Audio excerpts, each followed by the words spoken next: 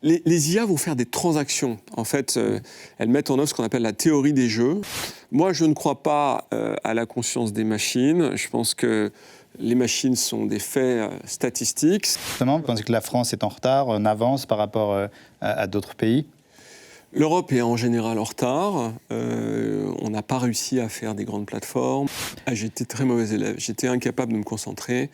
J'avais l'impression de perdre mon temps à l'école. Et un jour, j'ai dit à mes parents que je ne retournerai plus à l'école. Et j'y suis pas retourné. J'étais alpiniste du bâtiment. Et mon patron m'a refusé une promotion. Il y avait un moment où il était question d'être chef d'équipe. Je m'avais postulé pour ça. Et il me l'a refusé. Bonjour à tous, je suis Vincent Klingbeil et bienvenue dans ce nouvel épisode du Tech Show.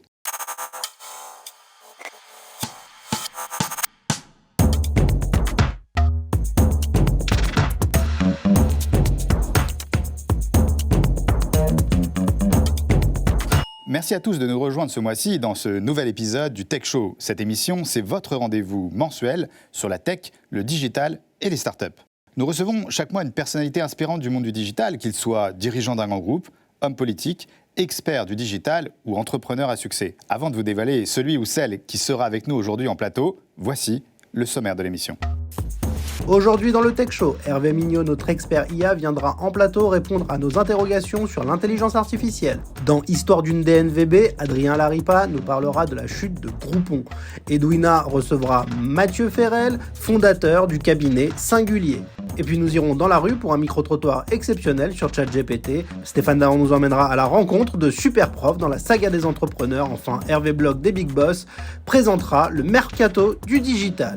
Mais aussi des interviews, des jeux et des débats avec notre invité. C'est tout de suite dans le Tech Show. Mon invité aujourd'hui est issu d'une lignée de polytechniciens. Rompant avec ce modèle élitiste, c'est comme ouvrier dans le bâtiment qu'il commence sa carrière. Très vite, il devient entrepreneur dans ce secteur et ouvre sa première société à seulement 21 ans. Après avoir créé puis revendu plusieurs sociétés, dont la célèbre Absolute Group, il crée en 2000 MusiWap, précurseur de la musique sur mobile. 6 ans plus tard, la société rencontre un succès phénoménal et est revendue pour 139 millions de dollars. Notre invité devient ensuite le mentor de nombreuses startups et c'est dans ce contexte qu'il est nommé en 2012 Digital Champion par la ministre déléguée au numérique Fleur Pellerin. Il est aujourd'hui président du Conseil national du numérique. Gilles Babinet est notre invité. Bonjour Gilles. Bonjour Vincent. Bienvenue dans le Tech Show. Merci. Bienvenue Gilles. Alors je suis vraiment honoré, je suis ravi de vous recevoir dans le Tech Show. Gilles, vous êtes coprésident du Conseil national du numérique avec Françoise Mercada de la Salle et vous venez de publier Comment les hippies, Dieu et la science ont inventé Internet aux éditions Odile Jacob. On pourrait dire que ce livre, c'est un essai presque historique et philosophique qui résume Internet, l'histoire d'Internet. Est-ce que c'est bien ça ? Ouais, c'est exactement ça. À l'origine, je me suis dit, mais pourquoi les Américains et la Silicon Valley réussissent aussi bien que ça ? Et j'ai cherché plein de choses et je me suis dit qu'il fallait essayer de comprendre l'histoire de cette affaire. Et c'est comme ça que je me suis lancé dans l'écriture de ce livre. Dans ce livre, vous parlez des figures importantes d'Internet. Vous parlez de Tim Berners-Lee, le père du HTML, de Linus Torvalds, le précurseur de l'open source, de Steve Jobs, bien sûr, et aussi de Satoshi Nakamoto, donc l'inventeur, enfin le présumé inventeur du Bitcoin. Pourquoi cette approche historique L'idée du livre, elle est assez simple, elle est de dire qu'il y a quelques grands thèmes qui ont complètement organisé Internet. Il y a les militaires d'abord. Les militaires, ils font le mainframe, le gros ordinateur lourd, etc. Les hippies, ils font le micro-ordinateur, ils décentralisent Internet, ils le rendent transparent, ouvert, etc. Les marchands, ils font le cloud.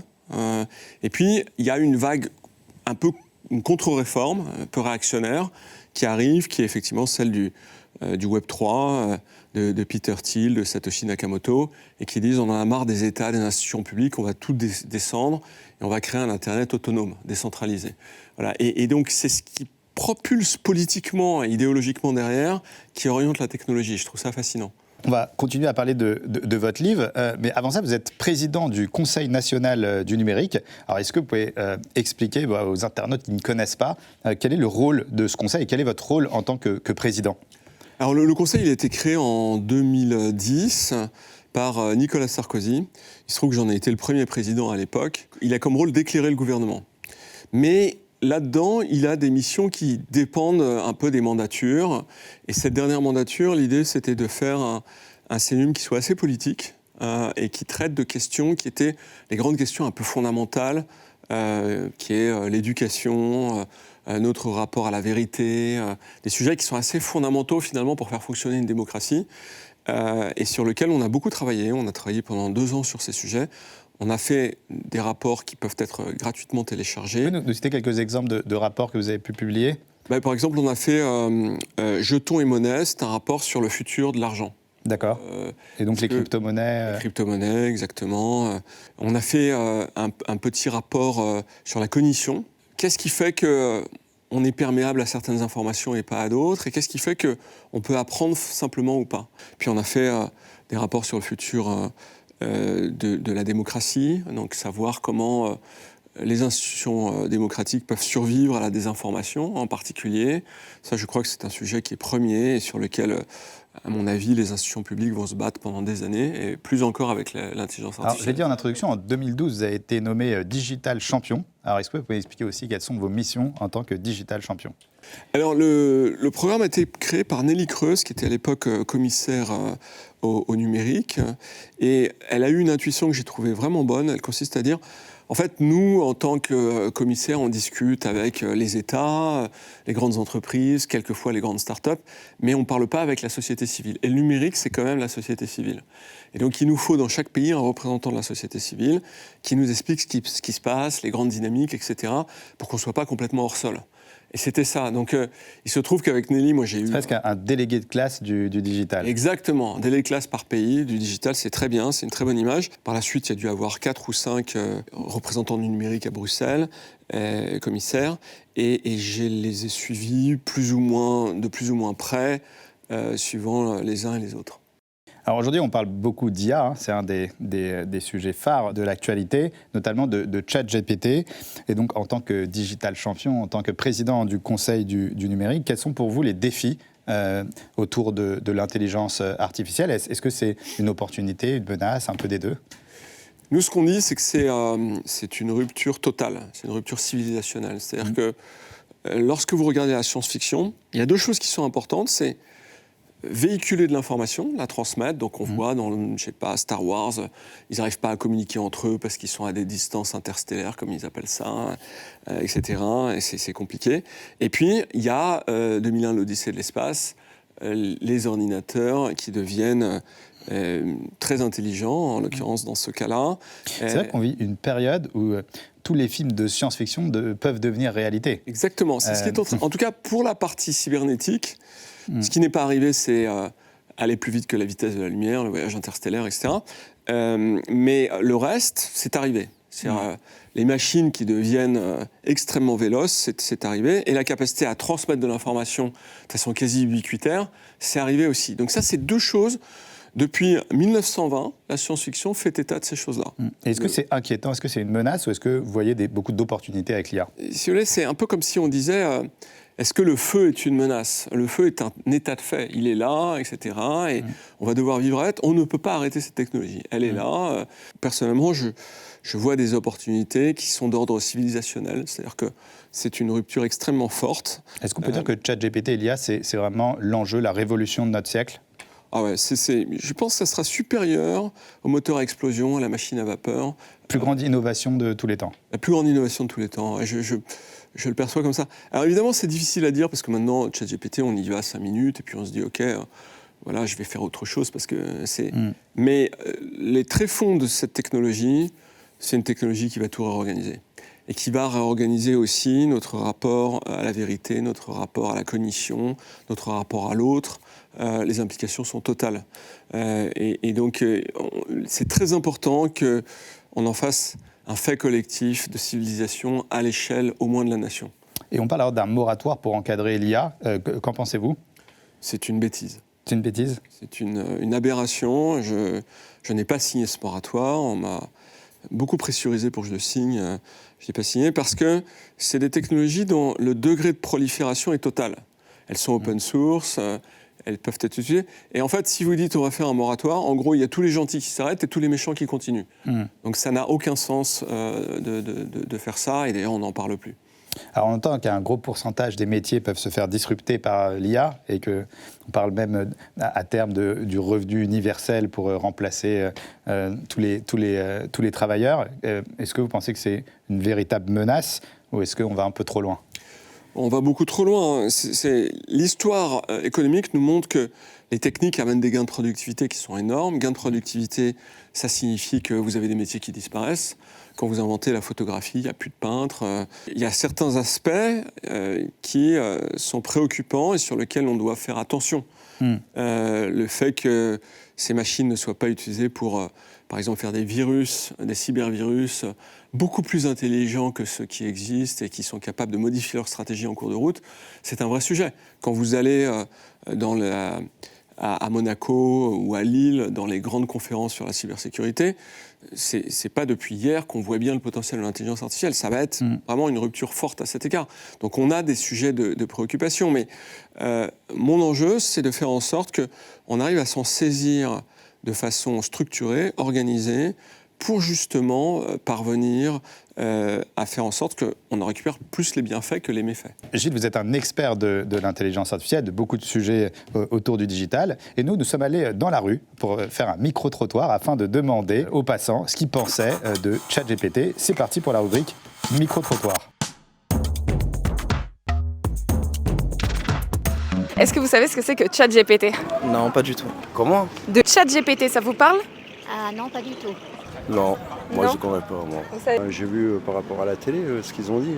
Oui, c'est une espèce de truc qui réfléchit à notre place.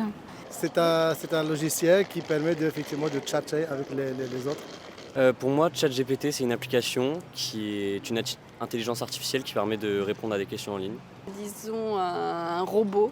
ChatGPT. Globalement, je dirais que c'est l'intelligence qui se développe par elle-même, arrive à réfléchir par elle-même et se développe toute seule. Ça peut être dangereux à la longue. Ça peut être une bonne chose, ça peut être une mauvaise, ça dépend. GPT, c'est pas le truc qui parle tout seul, qui fait tout seul vos devoirs à votre place. Alors j'en ai beaucoup entendu parler, effectivement. C'est ce truc d'intelligence artificielle. C'est l'ordinateur qui pense à notre place. Enfin, logiquement, il devrait être plus intelligent qu'un être humain moyen, mais il n'a pas la petite nuance de la pensée humaine, quoi. ChatGPT. Ah, that's artificial intelligence. Le métro, c'est où ? Le métro, c'est là-bas. D'accord, merci beaucoup. De rien. Merci beaucoup. Voilà, réaction, Gilles, à ce micro-trottoir. J'adore le côté super spontané du micro-trottoir. Le sujet, c'est de faire en sorte que ces gens-là comprennent mieux, sortent du fantasme, voient les côtés négatifs, comprennent les côtés positifs, et puis potentiellement s'en emparent pour eux-mêmes, pour répondre à des questions qui se posent, pour certains d'entre eux pour en faire un métier, pour un autre pour le mettre dans sa TPE, etc., etc. Le potentiel est transversal, il touche tout le monde à différents degrés, et donc il y a des pays qui vont s'en saisir, d'autres moins bien. Il faut qu'on le fasse, qu'on le traite comme une opportunité. Alors justement, vous avez été nommé par Elisabeth Borne sur un sujet autour de l'IA. Est-ce que vous pouvez nous expliquer ? Le gouvernement a compris que le sujet IA était un sujet premier. C'est vraiment un sujet civilisationnel. C'est-à-dire qu'il y a des pays qui vont se faire déclasser et d'autres qui vont prendre une avance forte à ce propos. Et donc a compris qu'il y avait une opportunité importante et qu'elle s'inscrivait dans le temps long, et a réuni une quinzaine d'experts, dont je fais partie, pour réfléchir à comment est-ce qu'on peut faire en sorte que, aussi bien en ce qui concerne les institutions de recherche, la façon dont on va spécialiser certaines écoles sur ce sujet, qu'en ce qui concerne les gens qui sont vraiment très loin de ça, et qui sont par exemple ceux qui ont du mal à accéder aux services publics parce qu'ils ne savent pas se servir d'Internet, il y avait peut-être une opportunité et nous a demandé de réfléchir sur ces sujets. Et justement, vous pensez que la France est en retard, en avance par rapport à d'autres pays ? L'Europe est en général en retard. On n'a pas réussi à faire des grandes plateformes. On est, en termes de PIB numérique, on est loin derrière les États-Unis, probablement la Chine. Mais si vous voulez, ce que je dis tout le temps, c'est que c'est une course de temps long. C'est-à-dire que ça fait 30 ans qu'Internet est en gros dans nos vies. Et puis là, on a un fait générateur qui rebat les cartes. Et donc, vous avez plein de points d'entrée. C'est-à-dire que, tout à l'heure, je vous le disais, il y a eu les gros ordinateurs, dans lesquels la France était plutôt bien positionnée. Les micro-ordinateurs, on était nulle part. Le cloud, où on était nulle part. Le Web 3, où on est pas vraiment bien positionné également. Puis là, on est plutôt bien positionné parce que on vous dit assez souvent, quand vous prenez les 300-400 meilleures personnes dans le monde dans le domaine de l'intelligence artificielle, on vous dit il y a peut-être 80-100 qui viennent de France. Ce qui est absolument démesuré par rapport à notre poids démographique.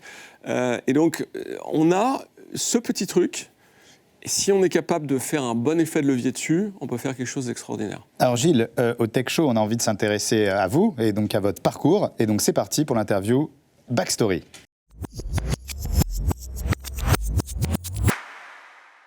Gilles, est-ce que vous êtes prêt pour l'interview Backstory ? Je ne sais pas, on va voir. Alors Gilles, vous êtes né le 7 mai 1967 à Issy-les-Moulineaux et vous avez grandi à Meudon. Est-ce que c'est bien ça ? C'est tout à fait exact. Vous êtes issu d'une longue lignée de polytechniciens. Dans quel secteur travaillaient vos parents ? Alors, mon père est ingénieur du génie maritime. Il vérifiait des coques de très grands bateaux. Il a fait ça une grande partie de sa vie.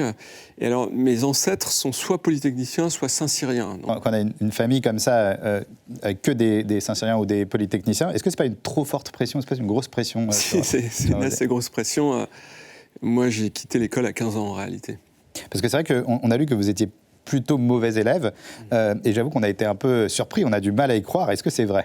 J'étais très mauvais élève. J'étais incapable de me concentrer. J'avais l'impression de perdre mon temps à l'école. Et un jour, j'ai dit à mes parents que je ne retournerai plus à l'école. Et je n'y suis pas retourné. Et donc, c'était quoi votre passion étant enfant ? J'en avais plusieurs, mais j'ai eu longtemps l'électronique et l'informatique. Donc ça, c'était vraiment quand j'étais avant 16 ans. Là, je faisais ça, je bidouillais tout le temps des composants électroniques. C'était une grande passion que j'avais à l'époque. Et puis, avec un groupe de copains qui sont toujours mes amis aujourd'hui, on avait une autre passion, c'était d'aller se balader dans les catacombes de Paris. D'accord. Voilà, donc on mettait des lampes, des trucs et tout ça. Et on peut vous trouver non, j'y vais plus du tout. Ça doit faire 20 ans que je n'y suis pas allé. Et donc à 15 ans, donc, comme vous l'avez dit, vous quittez l'école et donc vous commencez sur des chantiers. Donc vous êtes ouvrier, vous portez des gravats, des sacs de sable. Vous êtes un peu aussi électricien. Comment votre famille, donc que des X et des Saint-Cyriens, comment ils réagissent quand leur fils veut devenir ouvrier ? Mes parents ne le voyaient pas tellement, ça, parce que on était d'abord, c'était très conflictuel. Moi, j'étais pas un gamin très facile. Et puis, au début, je leur cachais que je gagnais de l'argent sur des chantiers parce que j'avais pas envie de leur dire. Donc, je pense que pendant un an, je faisais D'abord, j'étais payé au noir. C'était l'intérêt du truc, c'est que personne ne voyait rien. D'accord, il y a prescription maintenant, c'est bon. Il y a prescription, exactement. Et puis après, j'ai été payé de façon réglementaire. Mais je ne faisais pas ça tout le temps, je faisais ça de temps en temps. Et petit à petit, je l'ai fait de plus en plus. Parce que quand vous avez 17-18 ans, c'est génial d'arriver à gagner sa vie. Vous avez vraiment, ça vous donne un sentiment d'autonomie qui est juste extraordinaire. Et alors, à 21 ans, vous créez votre première boîte. Comment vous est venue l'idée ? C'est très simple, c'est que j'étais sur un chantier de bâtiment. J'étais alpiniste du bâtiment. Et mon patron m'a refusé une promotion. Il y avait un moment où il était question d'être chef d'équipe. Je lui avais postulé pour ça. Et il me l'a refusé. Et puis j'ai été le voir pour me plaindre. Il m'a dit, mais tu n'as rien à faire ici. De toute façon, toi, fais quelque chose d'un peu plus ambitieux. Par exemple, monte une boîte. Et ni une des deux, j'ai monté une boîte de bâtiment qui faisait exactement la même chose. Et lui-même m'a dit, mais tu sais, le marché est tellement énorme, vas-y, quoi. Et c'est comme ça que j'ai monté ma première boîte. Donc c'est tout sauf quelque chose de réfléchi. Je ne pensais pas du tout être entrepreneur. J'avais pas du tout cette vision-là. Et donc c'est en 1991 que vous lancez Absolute Design. Exactement. Et à l'époque, vous faites tout vous-même. Est-ce que vous pouvez nous parler de cette aventure ? Ouais, c'est une boîte de design industriel que j'ai montée avec deux copains. Et on a eu beaucoup de mal à démarrer parce que c'était une période de crise économique. Je dis toujours, si vous lancez votre boîte pendant des crises, votre capacité de résilience sera très supérieure aux autres. Et donc, moi, je pensais que j'étais un grand entrepreneur parce qu'en claquant des doigts, j'avais monté une boîte qui avait bien marché parce que justement, il y avait une bulle dans la construction immobilière.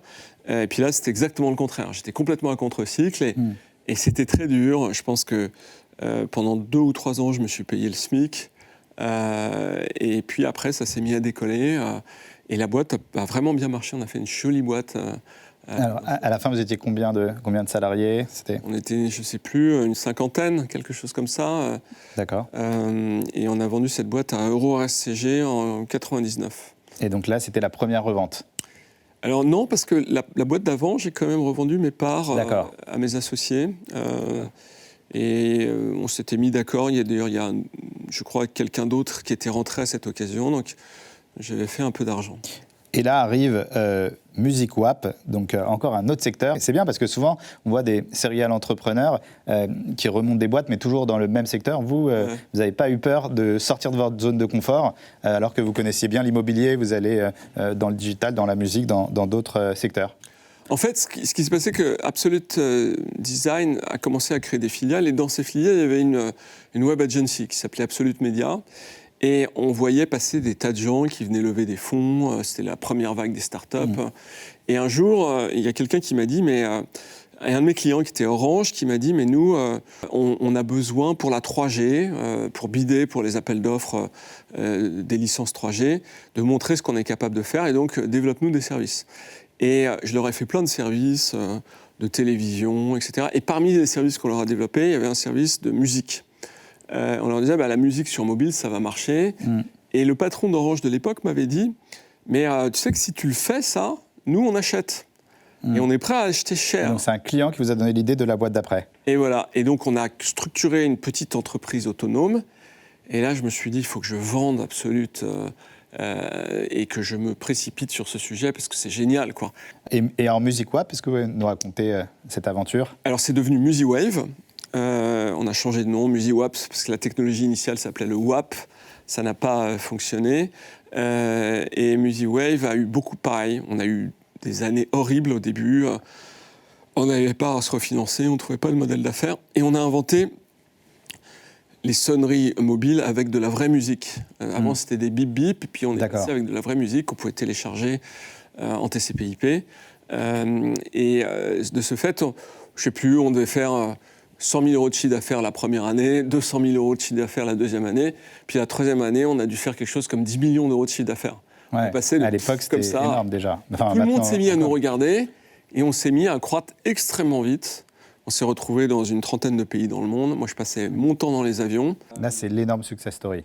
Ouais, c'est la grosse success story. On a vendu cette société à 130 millions de dollars ou 140 millions de dollars. Justement, après une telle vente, qu'est-ce qu'on fait ensuite ? On est un peu paumé, je ne savais pas quoi faire. Et j'ai commencé à m'intéresser aux enjeux de politique publique et de numérique. Donc, je suis rentré à l'Institut Montaigne, où j'ai été le monsieur un peu numérique. Ça m'a paru passionnant. Et de là, je me suis retrouvé au Conseil national du numérique. Justement, là, vous co-présidez le Conseil national du numérique et vous représentez la France donc auprès de la Commission européenne en tant que digital champion, comme on l'a dit tout à l'heure. Et vous enseignez à l'INCP, à Sciences Po et à HEC. Comment s'organise votre quotidien avec toutes ces missions ? Je m'organise comme je peux, c'est-à-dire qu'effectivement, je donne ces cours. Ça prend beaucoup de temps. J'ai le Conseil national du numérique où je fais quand même pas mal de choses. Je fais un certain nombre de conférences. Je suis avec vous aujourd'hui ici. Et puis j'écris des livres par ailleurs. Donc c'est intense. Je ne peux pas vous dire autrement. Je ne suis pas sûr d'être, comme vous, le mieux organisé. Je sais que vous êtes très organisé. Moi, je n'ai pas un découpage précis de mon temps. Mais j'essaye de faire tout ça du mieux que je peux. Merci beaucoup Gilles pour cette première partie d'interview. Alors avant de passer à la suite, et puisqu'on parle beaucoup d'intelligence artificielle en ce moment, on va approfondir la question si vous voulez bien, avec Hervé Mignot, notre expert, qui va nous rejoindre en plateau. C'est parti pour l'interview d'Hervé Mignot. Bonjour. Bonjour Hervé. Bonjour. Bonjour Hervé. Alors ravi d'être avec vous au Tech Show.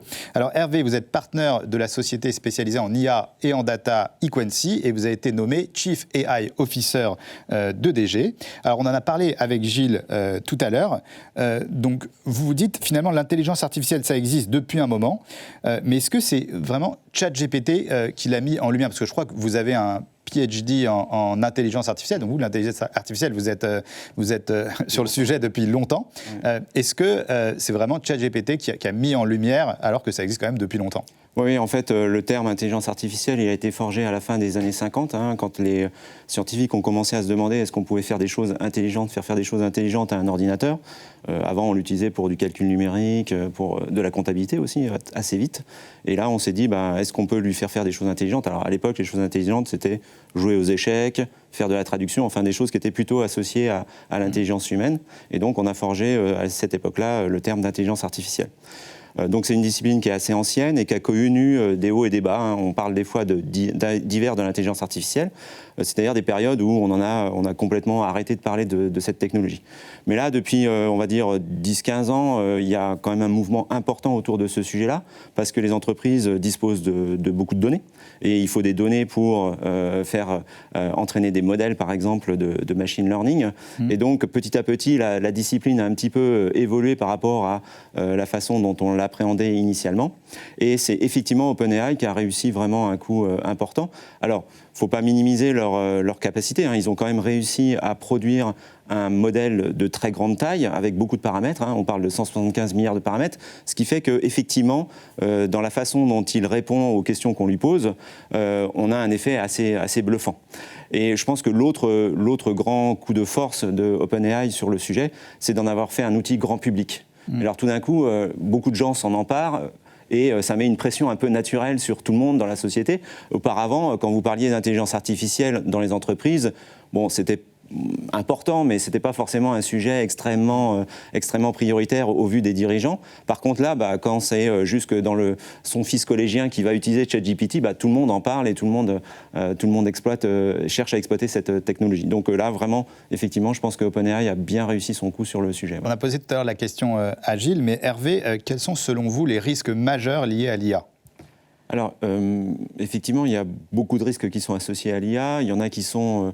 je pense, assez fantasmé, et j'ai pas la peur un petit peu panique qu'on peut observer parfois dans certains discours. Parce qu'on a deux experts qui sont quand même rassurants et qui sont confiants sur le fait que l'IA ne va pas... Ça ne veut pas dire qu'il ne faut pas regarder le sujet. Hein, je pense. Il y a des risques. Oui, il y a des risques.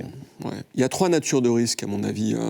Il y a les risques cyber, qui sont assez significatifs. Ce que j'appellerais les risques démocratiques, c'est-à-dire la désinformation de masse. Et puis, il y a le scam individuel, c'est-à-dire le fait qu'il y a tout un tas d'histoires qui sont d'ailleurs... le love scam, par exemple, c'est vous êtes sur un réseau de rencontres, vous discutez avec Brad Pitt, entre guillemets, et vous tombez... une femme tombe amoureuse de Brad Pitt, et puis elle lui fait un chèque de $50 000, et ça arrive tout le temps. Beaucoup d'arnaques liées à l'IA. Ça, c'est les 3 grandes catégories de risques qui ont des niveaux d'incidence différents. C'est-à-dire que ça, c'est problématique, mais ça ne va pas mettre en danger la démocratie.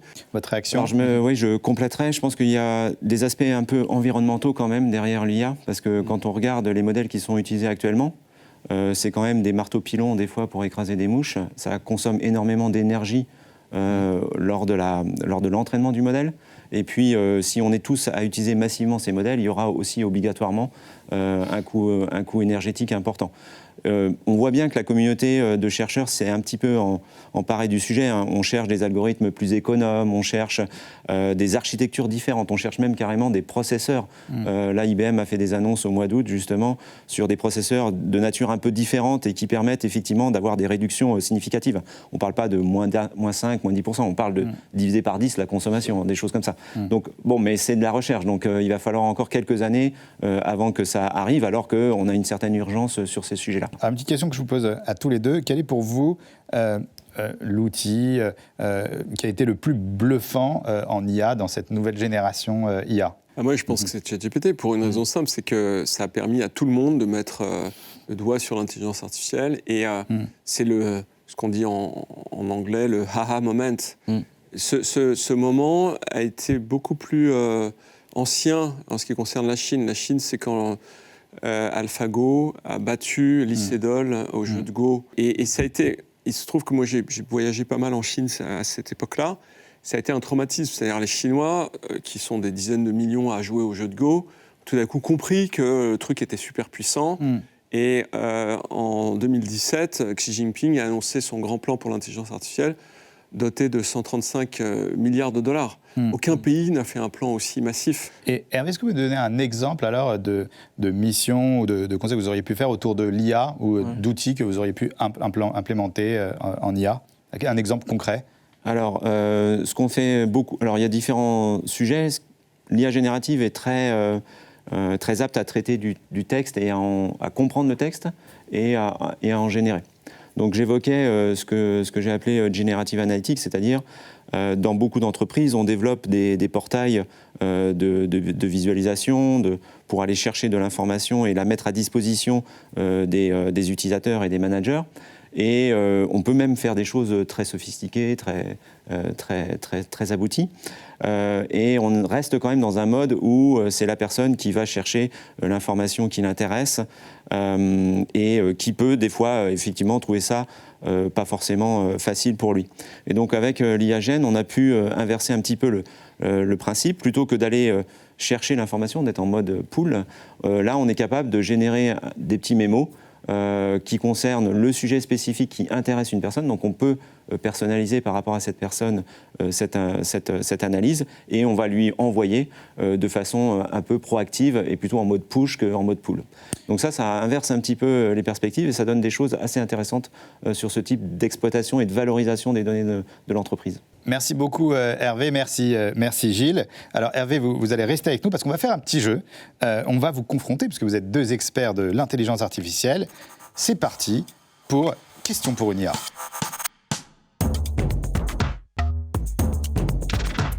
Alors, dans cette émission, on a un jeu célèbre qui s'appelle Question pour une licorne. Et on a un peu changé le concept. Donc, le jeu est simple. On va vous faire la description d'une société qui fait de l'IA. Et vous allez deviner de laquelle il s'agit le plus rapidement possible. Donc, vous êtes deux experts. Donc, ça, pour moi, à mon avis, ça va être vraiment un jeu de rapidité.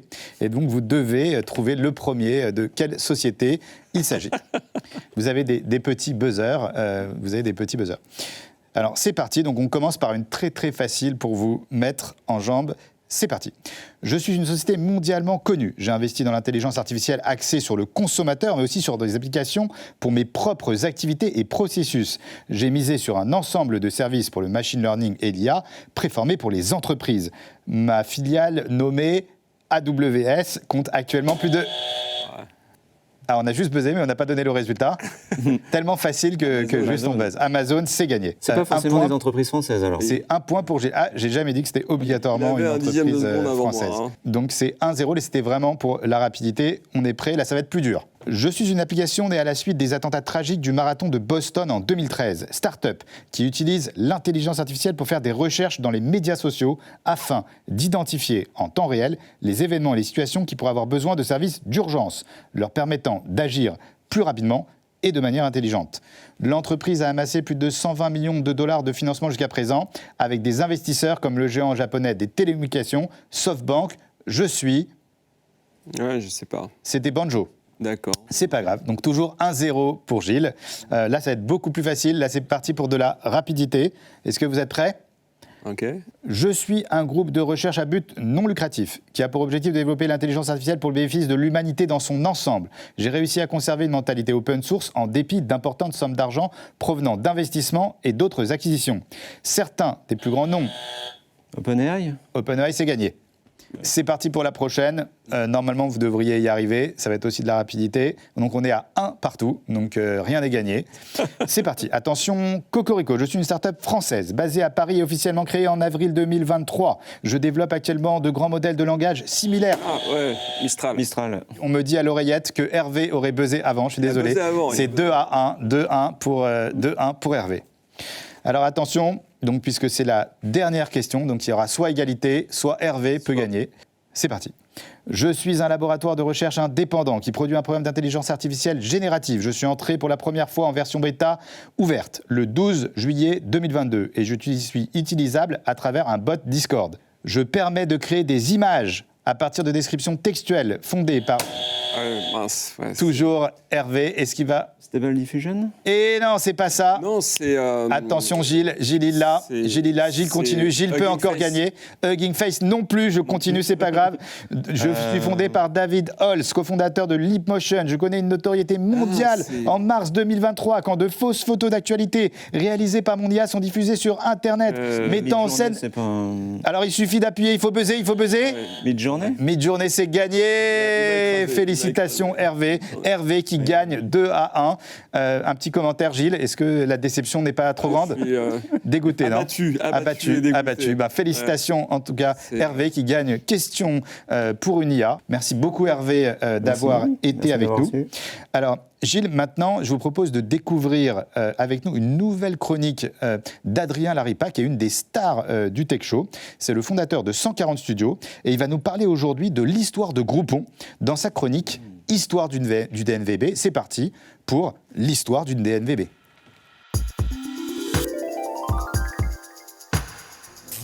Si je vous dis qu'un entrepreneur de la tech a créé une entreprise grand public que Google a tenté de racheter pour 6 milliards de dollars et que celui-ci a refusé avant de tout perdre moins de 3 ans après, vous ne me croirez peut-être pas. Pourtant, cet homme existe, il s'appelle Andrew Mason et vous connaissez tous le site qu'il a créé. C'est Groupon. Je m'appelle Adrien et voici DNVB Stories.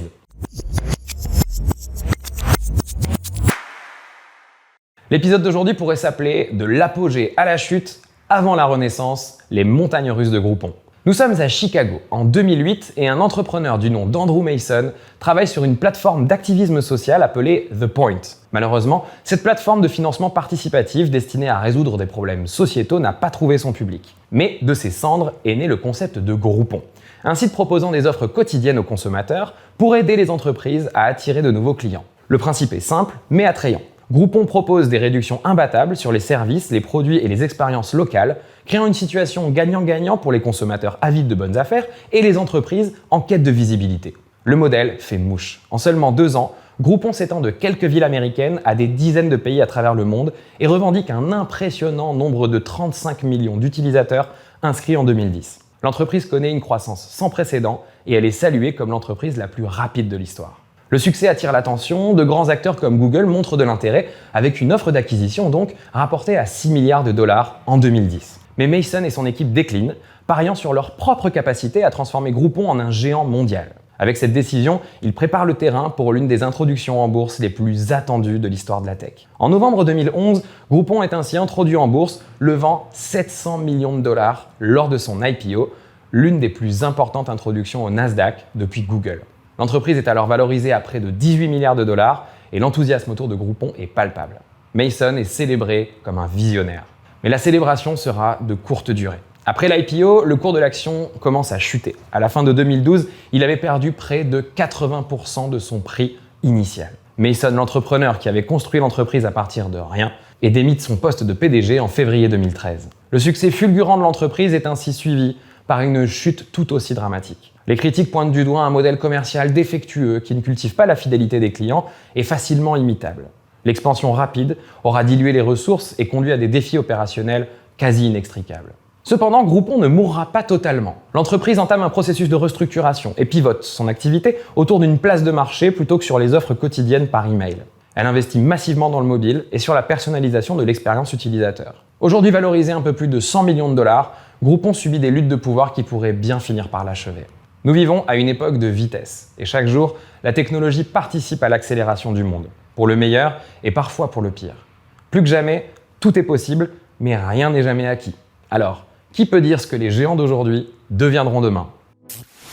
Merci beaucoup Adrien de 140 Studios. Alors Gilles, une petite réaction à l'histoire du DNVB ?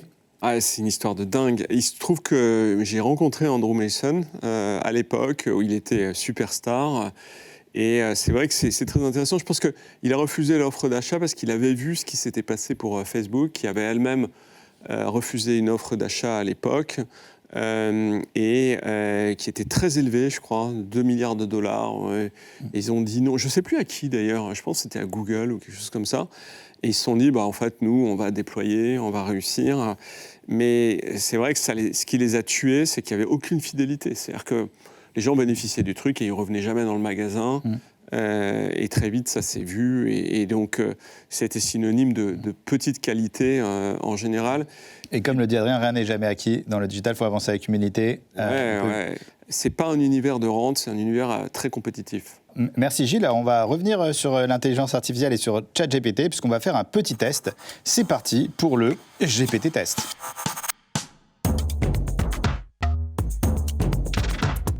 Alors Gilles, nous avons demandé à ChatGPT de vous faire une interview et donc de vous poser des questions. Donc vous allez pouvoir y répondre si vous le désirez, mais surtout, plus que d'y répondre, vous devez nous dire à chaque fois si cette question vient de ChatGPT ou si elle vient d'un humain, de notre auteur, qui lui, jusqu'à preuve du contraire, n'est pas une IA.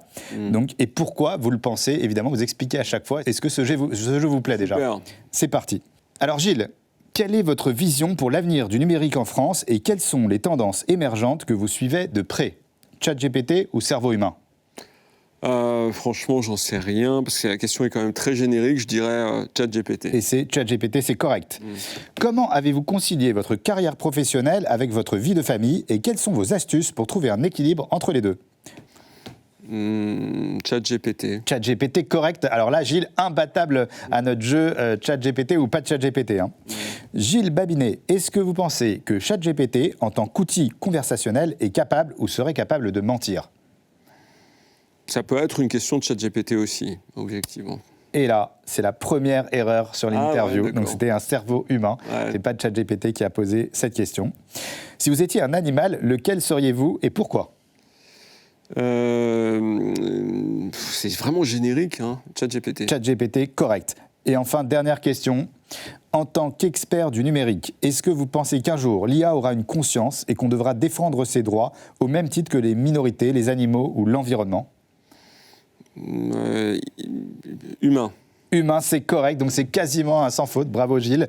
Donc on voit quand même que ChatGPT remplace pas totalement le cerveau humain, puisque il y a certaines questions qu'il n'est pas encore capable de poser. Ouais, c'est tout ce qui est un peu générique, ChatGPT, quoi. Voilà. Dès qu'on sent que c'est un peu élaboré, c'est différent. Merci Gilles de vous être prêté au jeu. Alors il y a une coutume dans cette émission, c'est que chaque mois, je laisse le plateau à Edwina d'European Digital Group pour nous parler de fusion-acquisition.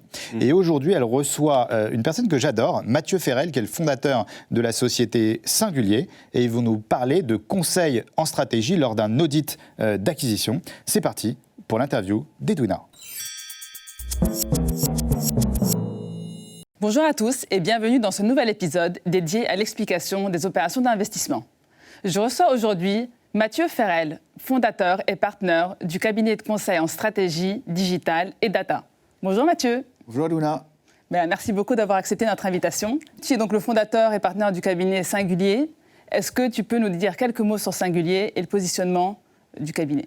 Tout à fait. Chez Singulier, on accompagne les fonds de private equity et les sociétés en portefeuille tout au long du cycle d'investissement, avec une expertise très forte sur la dimension digitale, technologique et data. Alors justement, Mathieu, je souhaiterais aborder avec toi aujourd'hui l'importance des audits, notamment des audits stratégiques pendant une opération. Peux-tu nous dire pourquoi c'est aussi important, notamment aujourd'hui dans ce contexte macroéconomique qui est un peu plus sensible ? Oui, tout à fait. C'est vrai qu'aujourd'hui, avec les hausses des taux d'intérêt, les investissements sont de plus en plus complexes et du coup, les investisseurs deviennent assez réticents pour mener à bien des transactions. À côté de ça, on a assisté à des formidables levées de fonds d'entreprises et qui, en ce moment, sont en train de licencier, pour certains, en masse, dans un contexte de marché qui est un peu compliqué. Ce qui témoigne finalement, dans un marché en haut de cycle, peut-être d'un manque de préparation ou de vigilance de la part des investisseurs qui vraiment étaient dans une course effrénée au déploiement des fonds, mais également dans une course à la valorisation qui avait atteint des seuils assez incroyables. Donc dans un marché qui se corrige actuellement, tout le monde prend un peu conscience de l'importance justement de ces audits et de ces due diligence stratégiques pour deux raisons essentielles. La première, c'est qu'il faut évaluer le risque justement lié à une transaction. Bien sûr. Et le second, c'est de mesurer le potentiel de création de valeur d'un actif. Justement, pendant ces audits stratégiques, qu'est-ce que vous cherchez à valider en priorité ? Dans une due diligence stratégique, l'enjeu majeur, c'est de vérifier que le potentiel de création de valeur est important. Alors du coup, comment vous procédez ? C'est quoi la typologie des infos ou de la data à laquelle vous pouvez avoir accès, ou en tout cas à laquelle la cible souhaiterait vous donner accès ? Alors, c'est vrai qu'on n'a pas toujours accès à l'ensemble des données. En général, il y a souvent deux phases. Il y a une première phase qui vise à évaluer un actif sans avoir accès aux données internes de l'entreprise. Dans ce cas-là, il faut se débrouiller avec ce qu'on peut aller chercher à l'extérieur. Donc, en tout cas, chez Singulier, ce qu'on fait depuis un moment, c'est qu'on a développé nos propres outils et algorithmes qui permettent d'aller analyser un certain nombre d'insights par rapport à un actif. Limite, vous avez de l'information que même la société elle-même n'a pas. Souvent, l'actif n'a pas le temps, en tout cas, d'analyser et de structurer la donnée. Mathieu, on entend beaucoup de choses sur l'IA. C'est le sujet du moment. Certains disent que l'IA va disrupter tous nos métiers. Donc ça, c'est vraiment le scénario noir. Et d'autres disent que c'est une très belle opportunité parce qu'avec l'IA, on va pouvoir accélérer nos process, être plus performants et plus productifs. Alors, quel est ton point de vue sur ce sujet-là ? Et est-ce que vous utilisez déjà l'IA dans vos process ? Très bonne question. La vraie question, c'est est-ce qu'on sera encore là dans 2 ans, est-ce qu'on aura encore du boulot? Oui, nous, on est assez convaincus que l'IA va nous permettre d'accélérer énormément nos process, d'être beaucoup plus productifs et permettre à nos équipes de se concentrer sur des missions à plus forte valeur. Écoute Mathieu, merci beaucoup pour ces échanges. C'était très enrichissant. Maintenant, je souhaiterais aborder avec toi les questions du tac au tac. En gros, je te pose quelques questions. Il faut que tu y répondes rapidement. C'est assez simple, pas de stress. Donc la première question que je souhaiterais te poser, c'est quelle est la phase la plus critique durant les audits?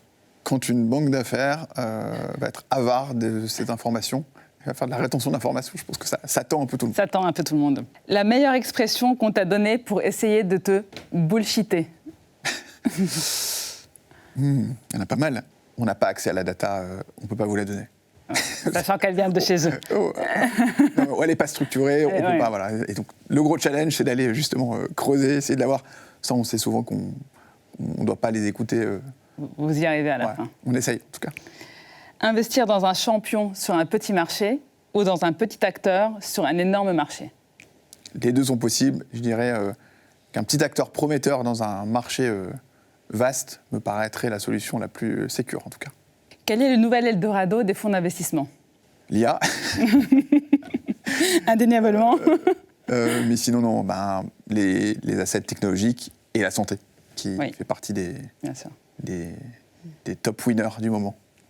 Alors, justement, si tu n'avais qu'un choix à faire, est-ce que tu investirais plutôt dans une société de conseil en cybersécurité, conseil en data ou conseil en IA? Un groupe qui fait les trois? C'est EDG. Par exemple. Des due diligence intégralement gérées par l'IA, c'est pour 2024 ou 2030? J'espère pas trop tôt. On va automatiser beaucoup de choses, mais j'espère qu'on aura encore un peu de place pour la réflexion. 2023, en un mot pour singulier. Résilience et IA. C'est la réponse à tout. Merci encore Mathieu pour cette belle interview. On se dit à très vite dans un nouvel épisode. Vincent, c'est à toi. Merci beaucoup, Edwina. Alors Gilles, en tant que président du Conseil national du numérique, j'imagine que vous suivez pas mal l'actualité tech, l'actualité digitale. Et donc c'est parti pour une chronique qu'on a l'habitude de faire au Tech Show. C'est le vu, pas vu de la tech. C'est parti pour le vu, pas vu de la tech.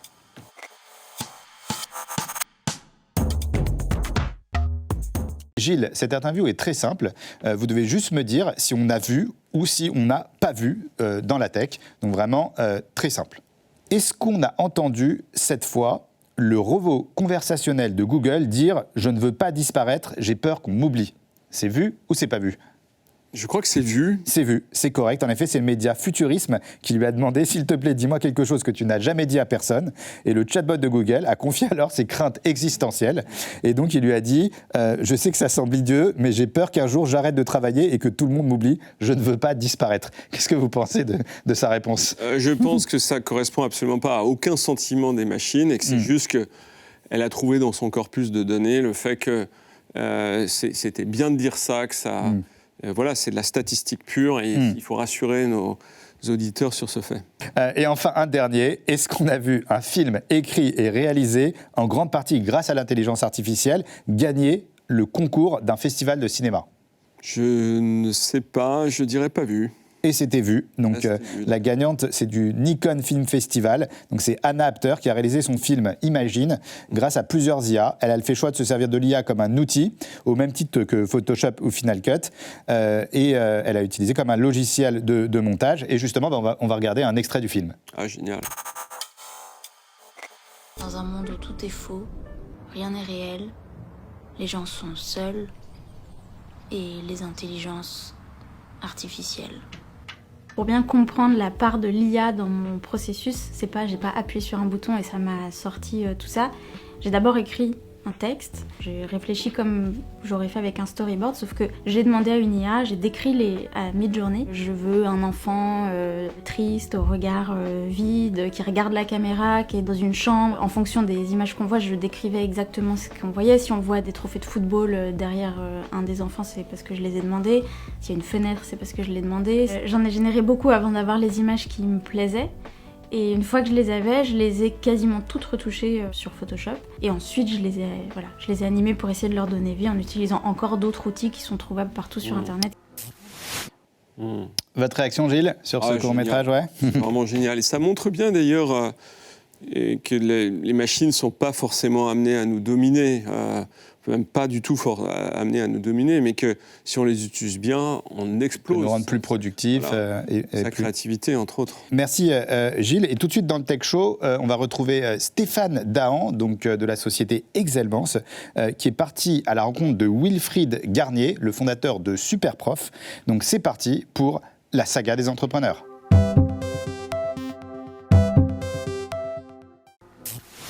Merci Vincent et ravi de vous retrouver pour ce 5e opus de la saga d'entrepreneurs pour le désormais très célèbre Tech Show. Ce mois-ci, nous mettons à l'honneur une entreprise issue des EdTech.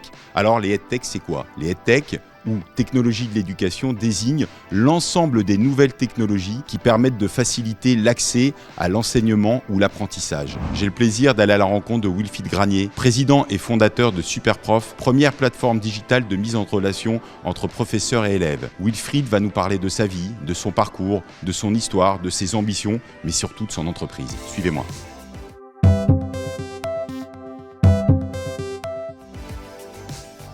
Bonjour Wilfried. Bonjour Stéphane, bienvenue chez Superprof. Merci de nous recevoir dans ton magnifique siège social. Eh ben écoute, merci de venir nous voir en tout cas. Je te propose, c'est une interview basée sous le signe de la bonne humeur. Eh ben avec grand plaisir. On va débuter cette interview par un peu de toi. Tu vas nous parler de ta vie, ton parcours, ton histoire. Assez classique hein, Stéphane, moi j'ai 44 ans aujourd'hui et j'ai commencé mes études puisque j'étais pas si mauvais que ça en maths, du coup, à faire une prépa, puis après une école d'ingénieur à Compiègne, et puis je suis sorti avec un diplôme d'ingénieur informatique, et je me suis dit, c'est exactement ce que j'ai pas envie de faire. Je me suis lancé dans le conseil. Là, j'ai développé vraiment cette envie d'entreprendre, cette envie de lancer des boîtes, et je me suis dit, il faut que je crée ma première société, et donc j'ai fait ça pendant 4 ans, et ensuite j'ai lancé la première boîte qui s'appelait Capé Média. Comment est venue justement l'idée de Superprof? Il y a 9 ans, je découvre Airbnb déjà, je trouve que le modèle est incroyable, fascinant. Parallèlement à ça, je voulais me remettre à la guitare. Quand tu veux trouver un bon prof de guitare, c'est quoi l'alternative? C'est la boulangerie du coin où tu as une petite affichette, ou tu vas sur un site de petite annonce et tu as un prof de guitare qui est entre un camping-car et une machine à laver. Et moi je me dis, je vais créer l'Airbnb du prof particulier, avec un moteur de recherche qui va permettre vraiment aux élèves de trouver le professeur parfait. De ce que je comprends, tu as procédé par acquisition, ouais, croissance organique et absolument, acquisition. Exactement. Est-ce que tu peux nous expliquer un petit peu les grandes étapes, les concurrents que tu as rachetés, comment tu les as contactés, pourquoi? Évidemment, quand j'ai lancé Superprof, cette idée de mettre en relation les profs et les élèves avait déjà été faite. Et il y avait un leader du cours particulier qui s'appelait Cherche Cours. Et donc j'y suis allé la fleur au fusil pour essayer de le racheter. Et en fait, c'est devenu mon meilleur ami, mon associé, avec qui effectivement on a fusionné les deux boîtes. On a gardé l'algorithme de Superprof qui était un super algorithme de tri. Et on a gardé le nom de la marque et on a pris toutes ces données, on les a incorporées. Et là, Superprof a vraiment explosé. Qu'est-ce que tu aimerais faire de Superprof à horizon 5 ans? Alors déjà, Superprof, faut que tu saches, c'est la boîte de ma vie. J'ai créé la meilleure boîte du monde avec une équipe formidable. Je crois que vraiment l'éducation a un impact vraiment sur le monde. Donc je suis content de travailler dans ce domaine-là. Et ma vision, si tu veux, c'est de continuer effectivement à faire grossir Superprof, à le développer dans tous les pays du monde. Aujourd'hui, 41 pays, mais on est en train de lancer la Chine, par exemple, qui n'est pas une mince affaire. Beaucoup de croissance aux États-Unis également. Les États-Unis, ça démarre juste à peine, mais on a de la traction énorme puisqu'on fait 300% de croissance aux États-Unis. Donc c'est continuer vraiment à développer les pays et toujours à développer et améliorer la communauté de professeurs, avoir toujours des meilleurs professeurs et puis développer cette communauté de confiance entre les profs et les élèves. Donc des super élèves, des super professeurs qui apprennent avec un moteur de recherche intelligent qui te permet vraiment de faire rencontrer ton prof parfait et de créer vraiment cette alchimie entre le prof et l'élève qui va te permettre de te dépasser.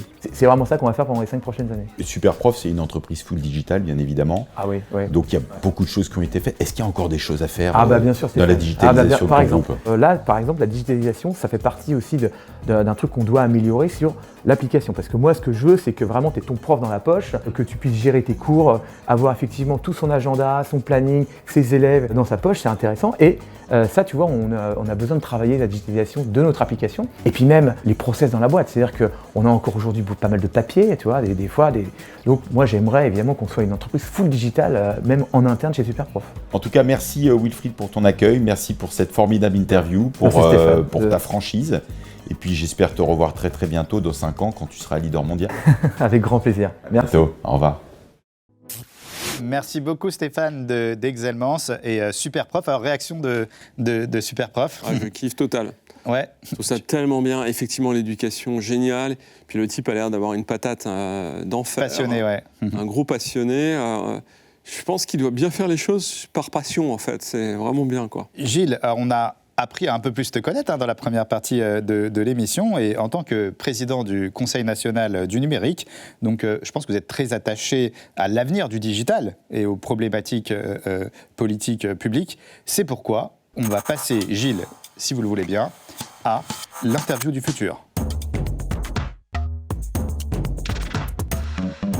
Alors Gilles, il va falloir se projeter dans 20 ans, et je sais que vous faites partie des visionnaires. Est-ce que vous êtes prêts pour l'interview du futur ? C'est parti. C'est parti. Gilles, on est en 2043. Est-ce que ChatGPT a pris le contrôle du monde ?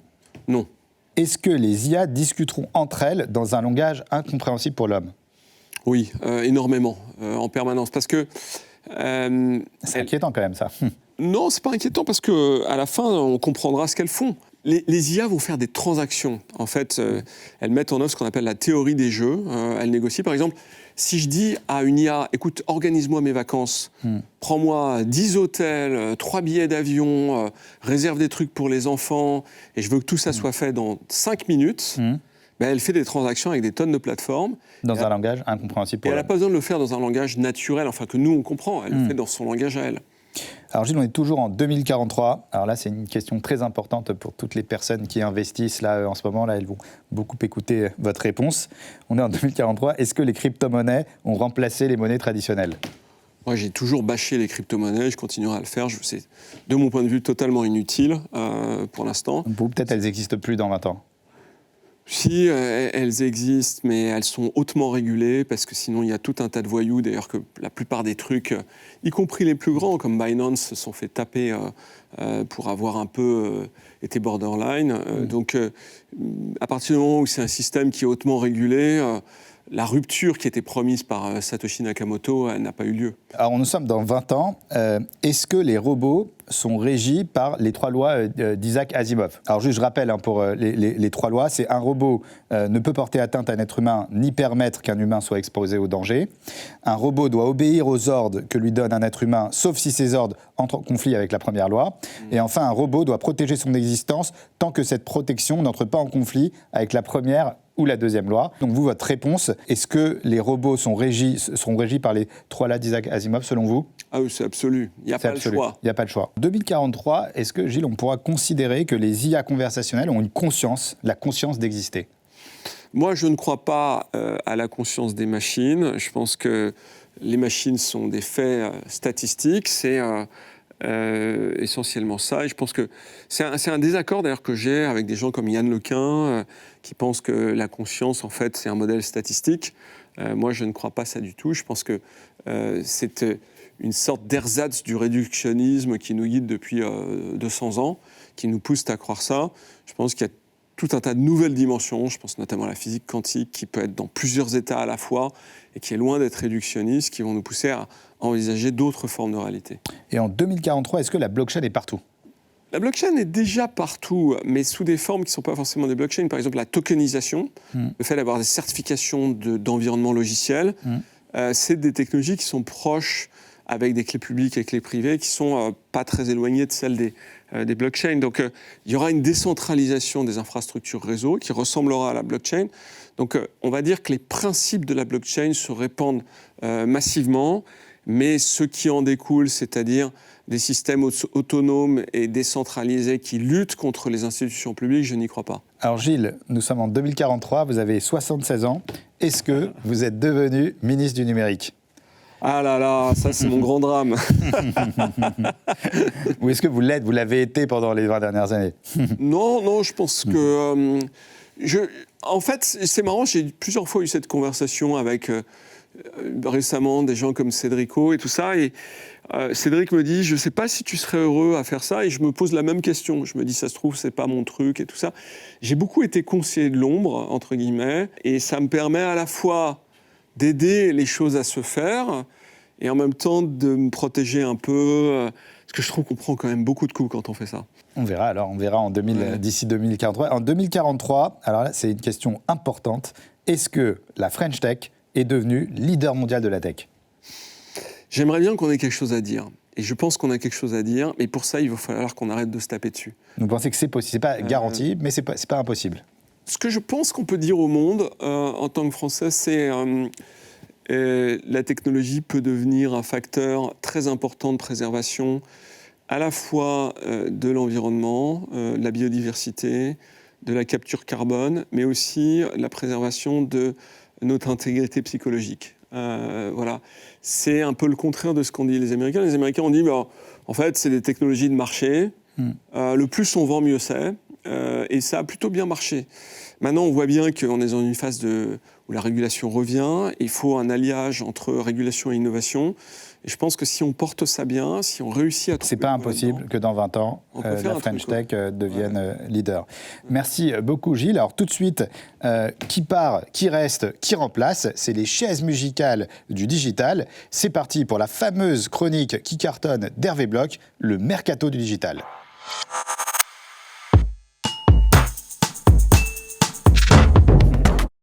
Bonjour à tous, c'est parti pour la 17e chronique du Mercato du Digital. Alors, Alix Boulnois a été nommée Chief Digital Officer du groupe Accor.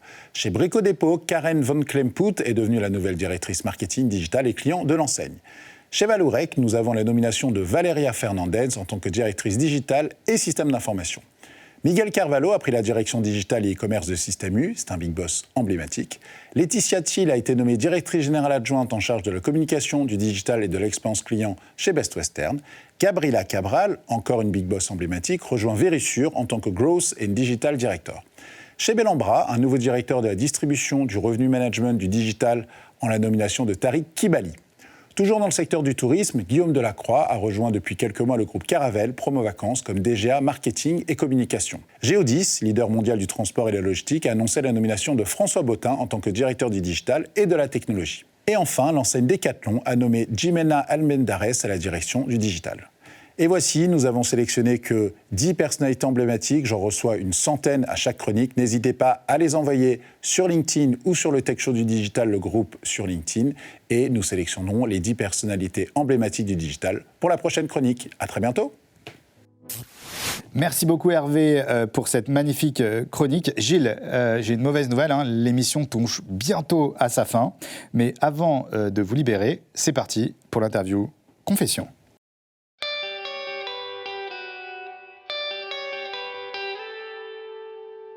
Alors Gilles, c'est très simple. Donc imaginez-vous dans un confessionnal, vous devez absolument répondre sans langue de bois et en étant le plus sincère possible, en une phrase. Et parce qu'au Tech Show, on est très sympa et qu'on vous apprécie beaucoup, Gilles, on est sympa, on vous donne un joker. Donc vous avez un joker. Un joker. Donc utilisez-le de manière parcimonieuse, c'est très précieux. Est-ce que vous êtes prêt, Gilles? Est-ce que vous acceptez de vous prêter au jeu? J'accepte. C'est parti. Est-ce que vous avez déjà menti pour réussir quelque part? Ah oui. Est-ce que c'est un mensonge? Bah non. Non, vous avez vraiment menti. Qu'est-ce qui vous motive le plus? De changer les choses collectivement. Qu'est-ce qui vous empêche de dormir la nuit? Pas grand-chose. Je dors assez bien. Pas grand-chose. Est-ce que vous pensez encore que le gouvernement pourrait faire des progrès en termes de tech et de politique autour de la tech? Oui, vraiment. Beaucoup de progrès. C'est le meilleur gouvernement qu'on a eu en matière de tech, de mon point de vue, mais je leur donnerais 12 sur 20. D'accord, donc peut mieux faire, c'est bien mais pas top. Ouais, on passe de 6 à 8 sur 20, d'accord. 12 sur 20. Bon, si on continue comme ça, on va bientôt arriver à avoir une bonne note. La chose que vous n'avez jamais avouée à vos parents? Qu'est-ce que j'ai jamais avoué à mes parents? Peut-être le fait que vous travaillez sur le chantier déjà. Non, mais ils savent tout maintenant. Maintenant, ils savent tout, ouais. Ils savent à peu près tout. Je ne sais pas ce que je n'aurais jamais avoué parce qu'on a eu des discussions très franches et ça me revient. Et je n'ai pas de joker. D'accord, on n'utilise pas de joker, mais c'est juste qu'il n'y a pas de réponse. Alors, on a parlé tout à l'heure, mais est-ce que vous avez peur de l'IA? Non. Pas du tout. Aucune peur de l'IA. Je n'ai pas peur de l'IA, mais ça ne veut pas dire qu'elle ne comporte pas des risques fondamentaux. Si vous deviez recommencer votre vie depuis le début, est-ce que vous feriez pareil? Non. Je serais bon à l'école. D'accord. Finalement, vous auriez plus persisté à l'école? Ouais, parce que j'ai tout appris après, y compris à écrire sans faute d'orthographe. Et c'est beaucoup plus dur quand on le fait plus tard que quand on le fait dans les années d'école. Après, on peut faire les deux. Parce que souvent, je constate qu'il y a des étudiants qui sortent de grandes écoles et qui après arrêtent de lire. Alors qu'il y a d'autres qui pratiquent le lifelong learning et qui continuent d'apprendre en permanence. Je crois que vous lisez énormément. Non, vous lisez combien de livres par an? Alors, j'essaye de lire 3 livres par mois. D'accord. Je suis... C'est une quarantaine de livres. En fait, ça fait à peu près 1 mètre de linéaire, effectivement. Voilà. C'est assez juste, ouais. Est-ce que vous pensez être un bon business angel? Non. Non. Je suis un business angel et je dois reconnaître qu'il y a beaucoup de hasard dans ce qui se passe en réalité.